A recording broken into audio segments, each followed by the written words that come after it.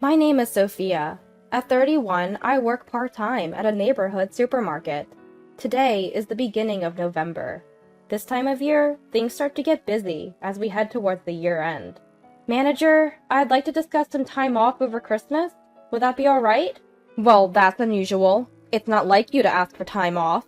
The truth is, we're thinking of spending Christmas at my husband's parents' house this year. I'm afraid I'll need to take the 24th and 25th off. Oh, that's what it's about. Of course, that's fine. You're always working hard, Sophia.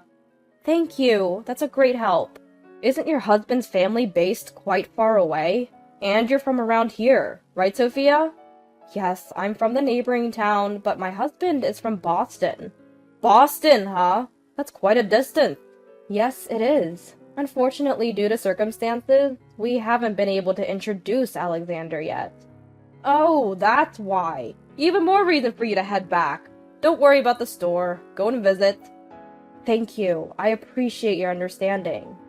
Alexander is my son, now 2 years old, and attending a childcare center. When I gave birth 2 years ago, a certain societal issue made it difficult to introduce him, and we haven't found the right time. Recently, things have finally started to calm down, and it seemed like a good time. My husband Lucas is a medical technician at a hospital, and it has been difficult for him to take time off, so we were particularly keen to make it happen this Christmas. Do you think you can get time off for Christmas? I think I'll be okay, Sophia. What about you? Yeah, I got the okay from my manager. Lucas returns home after Alexander is asleep. As we share a late dinner, Lucas asks me the question. Today, we had agreed to discuss whether we could both get time off from work. Oh, by the way, I'll call my dad. He tried to reach me while I was on my way home. Whenever there's news, it's always my dad who calls. My mom is a quiet type. She tends to delegate communication tasks to my dad. That's true, now that you mention it. My father-in-law has a cheerful personality and was quite friendly when we first visited to announce our marriage. He's always laughing and engaging in conversation. On the other hand, mother-in-law, as Lucas puts it, is quiet and speaks sparingly. Honestly, since getting married, we've hardly had the chance to converse, and I was hoping this visit to Lucas's home would help close the distance a bit. Hello? Dad? What's up? Ah, got it. I'll talk to Sophia about it later. Lucas hung up the phone and turned to me. Dad, he's really excited to meet Alexander. Can't stop talking about it. What? He said to let him know if there's anything you want or need. I wonder what's going to happen when we get there. But I'm glad they're excited. My parents also said we should go this year. They said we should introduce Alexander. But you love father-in-law and mother-in-law too, don't you? We're both in the same boat, aren't we? And so, looking forward to our return to Lucas's home, the day finally arrived. Christmas morning. After about a 4-hour drive, we arrived at Lucas's house, just before noon. I knew sister-in-law's family had already arrived because their car was parked there. Merry Christmas! Merry Christmas! We called out as we stepped into the entrance. And there, with a beaming smile, was father-in-law. Good job on the drive! Take it easy today. And in father-in-law's arms was Ava, sister-in-law's daughter. Ah! Merry Christmas! Ava, you've grown so much. I'm 6 years old now. Really? You're in elementary school? Yeah. Oh, there's Alexander. Ava stepped down from father-in-law's embrace and gave a bright smile to Alexander, who I was holding. Alexander returned her smile. How cute! Come on in, come on in! As father-in-law suggested, we entered the house. In the living room were sister-in-laws Isabella and Isabella's husband. Isabella's husband shifted his gaze to us and offered a smile. In contrast, Isabella looked at us with a straight face. Merry Christmas! Merry Christmas! Isabella's husband greeted us. However, there was no response from Isabella for some reason. I felt a bit awkward, but then Lucas, who came to the living room later, greeted them. Henry, Isabella, Merry Christmas. Oh, we haven't seen each other for a while, have we? How have you been? Isabella, who had been staring at us until a moment ago, now flashed us a smile. Did they just ignore me? But it seemed like neither Isabella's husband nor Lucas noticed. Maybe I'm overthinking this, I thought, and acted like nothing was wrong as I sat down in the living room. Lucas, watch Alexander for a bit. I'm going to help mother-in-law in the kitchen. Huh? I'm good, really. No, it's important to help out when you can. I asked Lucas to keep an eye on Alexander and then headed to the kitchen where mother-in-law was. Throughout all of this, Isabella didn't even look my way, but I chose not to let it bother me. I found mother-in-law in the kitchen and said, "Mother-in-law, Merry Christmas! Let me help you." As soon as I said this, mother-in-law glared at me, bumped my shoulder, and said, "You're in the way." What? Mother-in-law then left for the living room. I could hear her say, "Oh, Lucas, Merry Christmas. Have you been well?" What's going on? First sister-in-law, and now mother-in-law. Did I do something wrong? I couldn't think of anything I might have done. Lucas and I have been married for 4 years, and it's been 2 years since Alexander was born. We haven't really spoken, or even communicated much over the phone during this time. What could it be? I don't understand. Maybe I shouldn't let it bother me. We were planning to head home later that day, so I decided I would discuss it with Lucas when we had the time and stopped worrying about it for the moment. When I returned to the living room and took Alexander from Lucas, father-in-law said, "Here you go, Alexander. Monetary gifts for you." Alexander seemed really happy with the envelope father-in-law handed him. Ah, Sophia, did you hear that? Alexander just said thank you to me. What a smart kid. Father-in-law looked really happy, but what caught my attention was the sight of mother-in-law and sister-in-law grinning as soon as Alexander received the envelope. It wasn't just a simple grin, it seemed rather sarcastic. I instinctively felt they were up to something, but I reassured myself, nothing like this has ever happened before. It must all be in my head. And so, time passed, and in the evening, we headed home. The next day, we went to my parents' house. Since we see them often, Alexander was all smiles when he saw his grandparents. "Merry Christmas! Your grandpa and grandma have presents for you!" Lucas and I were a bit taken aback by how much my parents spoiled Alexander. Just like the day before, my dad handed Alexander monetary gifts. Ah! "Oh, Sophia, did you hear that? Alexander just said thank you to me." "You're kidding. That's exactly what father-in-law said." Everyone laughed, and as I took the monetary gifts from Alexander, I felt something unusual with my hand. Why does it feel so heavy? I had not sensed anything inside the envelope when I received it from my father-in-law the day before. Yet, I couldn't help but wonder at that moment. He wouldn't have put $100 in here, would he? Is that even okay? I decided to chalk it up to my parents' indulgent love for Alexander. Our home is about a 30-minute drive from where we were, so we ate lunch and then headed back. After giving Alexander a bath and putting him to bed, I decided to check the monetary gifts. Oh, it is indeed $100. Just like last year, huh? I kind of feel guilty. Huh. Well, we'll have to give something back in return, won't we? Just like last year, my parents didn't hold back. Given I'm an only child and Alexander is their first grandchild, I understand their affection. Nevertheless, I was a little flabbergasted. Yet, I also felt grateful, so I jotted down the amount of money received. But my dad seemed quite eager too. Huh. He was totally in sync with my father-in-law. This year will be interesting. Last year, since we couldn't meet, they had sent us a gift card. Yes, and the amount on the card was $100. They were thrilled to have a grandson, weren't they? Remembering my father-in-law holding Alexander and talking happily the day before, I continued the conversation and opened the envelope. That's when the unexpected happened. Wait, what? A leaf? There was a single green leaf inside the envelope. I was at a loss for words. Then, Lucas, startled by my reaction, exclaimed, "What? A leaf? What on earth is this?" Ha! He started to laugh uproariously. But what came to mind at that moment was the behavior of my mother-in-law and Isabella. No way, I thought. Anyway, I'll call them. They'll surely be concerned about this too. Lucas seemed to think it was all a prank. And while laughing, he tried to call my father-in-law, but there was no answer. "Oh, they might be in the shower. Let me try calling Mom." Lucas then called his mother. It seemed she answered, and he told her about the leaf. From her surprised reaction, it was clear she was explaining something to Lucas. "Oh, so that's what it was. Huh. Alright, I'll let Sophia know." "What?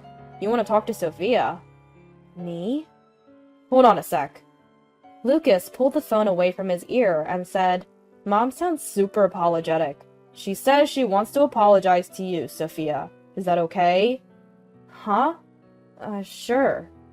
While his words were surprising, I reluctantly took the phone from Lucas and picked up the call. Hello?" And just like that, mother-in-law went completely silent. Then I heard a faint, familiar laugh in the background that sounded like Isabella. "Hello, mother-in-law. Like I would ever apologize to the likes of you, you poverty-stricken wife." "Excuse me? Your children are as poor as a leaf. Ha! See ya, paper wife." With those unbelievable words thrown at me, she hung up. At that moment, I realized all the events of yesterday were an act of spite. "What's wrong, Sophia? You seem off." But how could I ever convince Lucas of what just transpired? First, I needed to find out what mother-in-law told Lucas. "Hey, what did mother-in-law say to you?" "Well, it seems like Dad accidentally gave out the gifts that Ava had prepared. Remember how Isabella and her family came over for Christmas first? Dad had prepared some monetary gifts then. Ava said she wanted to help too. Somehow, in the process, she decided to include a leaf from the garden as a bonus. She might have swapped it with the money." "I see." "What's up, Sophia? You seem off." I was at a loss for words, being suddenly labeled as a poverty-stricken wife. I've never been through something like this before, and I couldn't find the right words to explain what happened. Actually, But just at that moment, a call came in from father-in-law. "Oh, sorry, it's Dad. Maybe he's calling back," Lucas said, putting the phone on the table, switching it to speaker. The phone rustled. "Huh? Dad? Did you call by mistake?" "Huh? Lucas? Oh, it says Lucas on the phone." "Huh? Ava, is that you?" "Yeah, you got it." It turns out Ava was the one who called back, using father-in-law's phone. "You're going to get in trouble with Grandpa, Ava." "That's fine. I wanted to talk. Grandpa's in the shower. It's all good. Plus, Grandpa always says we should answer the phone when it rings, so I'm talking for him." While it's nice that Ava is happy to talk on the phone, this isn't the right time. Perhaps sensing my mood, Lucas said, "Sorry, Ava, we're in the middle of an important conversation." "Oh, really? Well, that's a bummer. Bye, Lucas! And bye, poor auntie!" "Wait, Ava!" "Huh? What's up?" "What did you say at the end?" Both Lucas and I didn't miss what Ava had said at the end. It sounded like she said, "poor wife." "Because Mommy's grandma also calls Auntie poor wife. She just said it earlier, too. Right now, Mom and Grandma are chatting over coffee." "Ava, could you explain to Lucas what you mean by earlier?" "Earlier? When Grandma was on the phone?" "Yes." So here's the thing. Broke wife once mentioned this to me. It's all about the leaf. Mom used to prepare the leaf with a smile and taught me all about it. She said that for the less fortunate, monetary gifts come down to a single leaf. What? Lucas looked at me with a baffled expression. All I could do was stay silent. That's when my sister-in-law, who had noticed Ava's phone call, shouted, "Ava!" However, at that same moment, my father-in-law said, "We'll talk about it later." Feeling confused about what was happening, I saw the phone being handed over from Ava to my father-in-law. "Sorry about that, I was taking a shower. Then, when I got dressed and came out, I found Ava saying something outrageous." "So, you heard it too, Dad?" "I'm sorry, Lucas. Could you hand the phone to Sophia?" "No worries, Dad. We're on speaker. Sophia's listening too."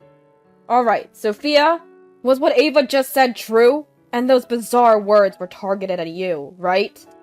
Yes, that's right." My father-in-law stammered over his words. Behind him, I could hear my mother-in-law and sister-in-law speaking rapidly and agitatedly, as if trying to make excuses. My father-in-law sighed deeply. I am truly sorry. Please don't blame Ava. She didn't mean any harm. No, it's alright. We don't mind at all. Ava's not at fault here. Thank you. I'll follow up on this matter. Isabella's here too. We'll confirm things with her. With that, he ended the call. Lucas then looked at me, apologizing. I'm really sorry. I have no idea what's going on. He was utterly confused. I told him about all the discomfort I felt during my visits to Lucas's house. We decided to wait for a response from my father-in-law. Surprisingly, we received a reply sooner than we expected. And amazingly, the very next day, Isabella's husband drove father-in-law, mother-in-law, and Isabella to our house. Upon entering, they stood before a sullen mother-in-law and sister-in-law, and father-in-law, along with Isabella's husband, apologizing profusely. We've done something truly disrespectful. We're sorry. We apologize for the outrageous behavior of my wife. The deep apology was appreciated, but the two of them didn't utter a single word. After being married for 4 years, I couldn't fathom the reason behind their animosity, even though we rarely met. May I ask, why did you suddenly act this way towards me? I thought if I understood the reason, I could address it. There might be some misunderstanding, I thought. But there was no response to my question. The two of them were intent on ignoring me. Father-in-law, enraged by their attitude, shouted, "Answer her!" Finally, Isabella grudgingly responded, but her answer was unexpected. Well, Mom was originally against the marriage. Wait, that's it? And why? Why did you let him marry a woman like this? A woman who doesn't even wear a single brand name item, who dresses in mass-produced, cheap clothes. Indeed, I'm not interested in branded items. On the other hand, Isabella is the type who likes branded goods, and my mother-in-law also owns and wears a few brand-named items. Are you saying... Don't tell me that's the only reason you insulted her. Huh? That's all it is. I just don't want her in our family. I wish they would divorce soon and she would just disappear, you know? You! How could you say something so rude? And what about you? Why are you supporting such a woman? You're a top-tier company employee, an elite. You should choose someone suitable for our family, right? Despite Lucas being a well-qualified medical professional, we can't accept such a woman as a family member, can we? Upon hearing Isabella's true feelings, her husband was speechless.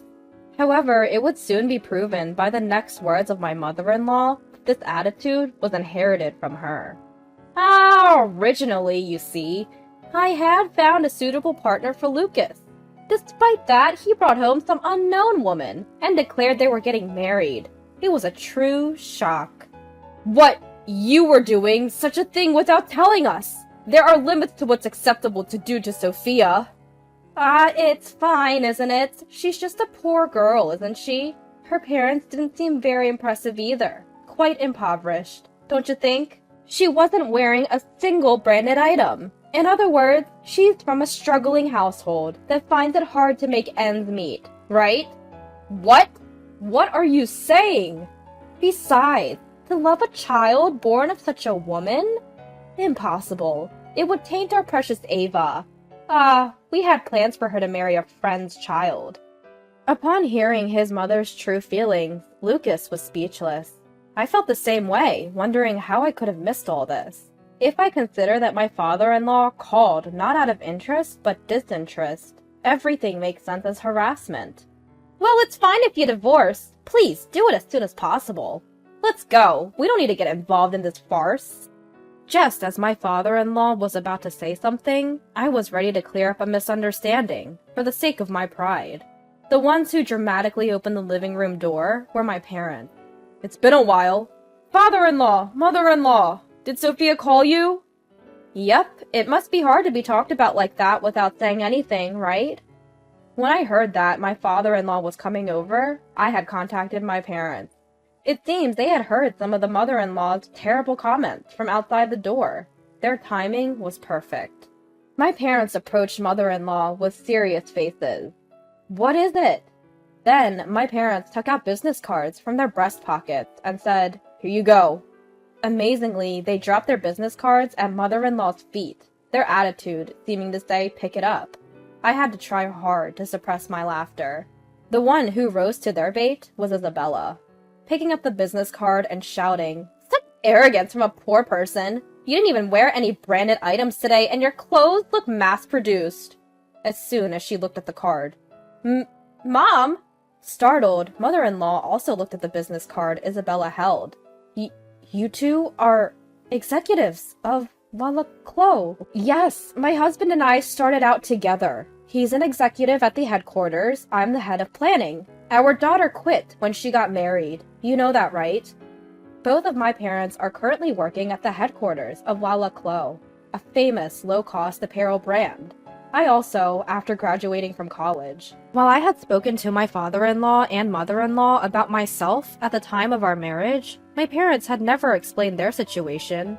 So, she could go back to work anytime she wanted, right? What? That's amazing. You work at that famous fashion brand's major corporation. So, what do you mean we're poor? That my grandchild is the grandchild of a poor wife? Because you oppose the marriage, it's okay to harass us? That's not... We're really sorry. But that apology was only because my parents held executive jobs. Needless to say, it was beyond the point of being resolved by just an apology. Henry looked disappointed as he said, "I thought it was a good thing to leave Ava with my parents." "But you..." I stuttered. "I'll drive you home, but after that, we'll live separately." What? What are you talking about? I'm glad I got to see your true face. Let's discuss our divorce when we get home. Henry then left the house. At that moment, my father-in-law also stood up, bowed deeply to my parents, saying, "I'm really sorry for what happened." He then turned to us. "I'm really sorry. I'll be in touch." Looking sternly at my pale-faced mother-in-law, he said, "Be prepared when you get home," before he too exited our house. My mother-in-law and Isabella hurriedly grabbed their belongings and rushed out of our home. I caught my breath at home after my parents kindly offered to pick up Alexander from the childcare center. Later, I received a call from my father-in-law. He told me that my mother-in-law had been forcibly sent back to her parents' house. It's a de facto separation. Apparently, they made this decision because they were unsure what she might do to Alexander. But it's a separation with the premise of divorce, and it seems they are waiting for the right timing. As for Isabella, the divorce was finalized immediately after she returned home. Henry obtained custody of Ava. Isabella, of course, has taken refuge in my mother-in-law's house, but she seems to be getting a good scolding from my mother-in-law's mother, who knows the truth, and is currently on a job hunt. We continue to live our busy daily lives. It feels really good to not only see our child grow up as parents, but also to share this joy with his grandparents.